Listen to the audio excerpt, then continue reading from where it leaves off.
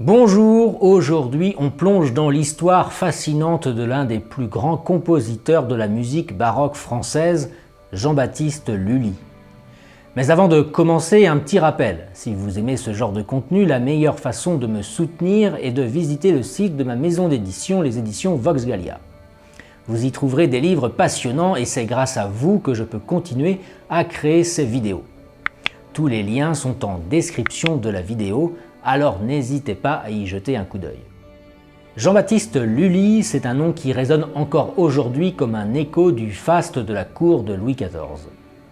Né Giovanni Battista Lully en 1632 à Florence, en Italie, ce fils de meunier a réussi un parcours digne d'un comte, gravissant les échelons jusqu'à devenir le maître incontesté de la musique française sous le règne du roi Soleil.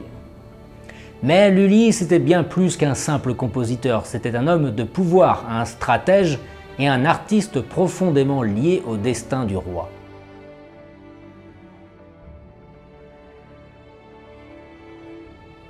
L'histoire de Jean-Baptiste Lully commence en Italie, mais son destin est scellé à l'âge de 14 ans lorsqu'il est envoyé en France pour servir Mademoiselle de Montpensier, cousine de Louis XIV.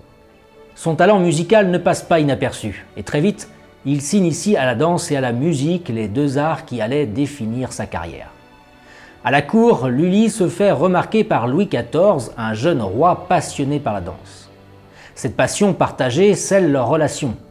En 1661, Lully est nommé surintendant de la musique de la chambre du roi, une position qui lui donne un contrôle quasi total sur la musique à la cour. Et c'est là que tout bascule.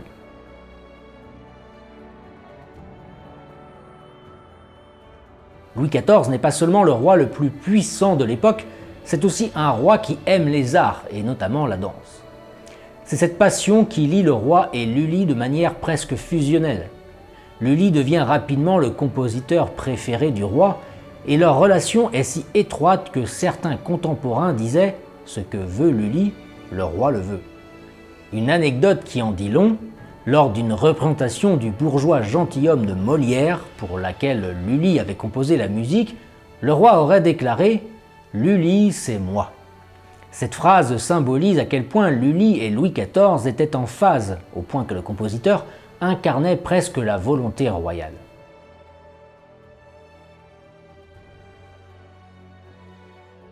Lully n'est pas seulement un favori de Louis XIV. Il est aussi l'architecte de ce que l'on appelle aujourd'hui la musique française par excellence. Sa musique, rigoureuse et majestueuse, reflète parfaitement l'esprit de grandeur du roi. Lully a popularisé le ballet de cour, mais il est aussi l'un des pères de l'opéra français. Avec son collaborateur Philippe Quinault, Lully a créé des œuvres qui mêlent musique et drame mythologique, donnant naissance à des tragédies lyriques comme Attis et Armide. Ces opéras étaient non seulement des divertissements pour la cour, mais aussi des outils de propagande qui glorifiaient le règne de Louis XIV.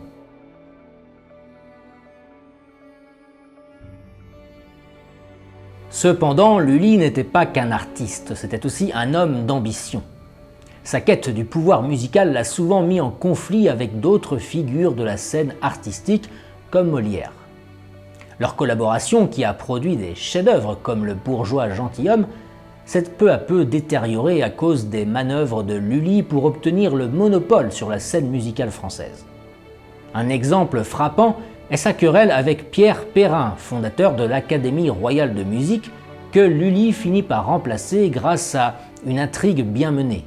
Une fois en place, il obtient un privilège royal qui lui donne le monopole des opéras en France, consolidant ainsi son pouvoir à la cour.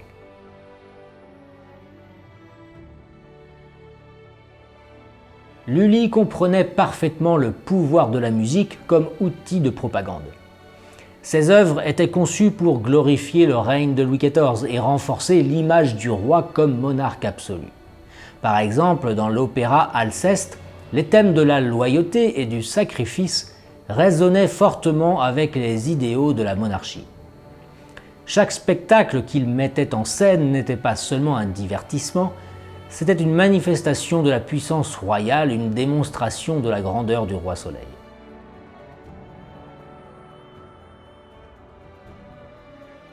Lully est mort en 1687 d'une manière aussi dramatique que sa vie.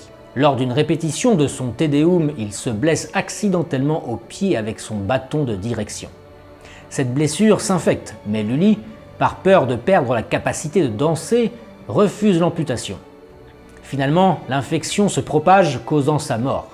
Ce décès illustre bien à quel point la musique et la danse étaient essentielles pour Lully, au point de préférer la mort à une vie sans ses arts.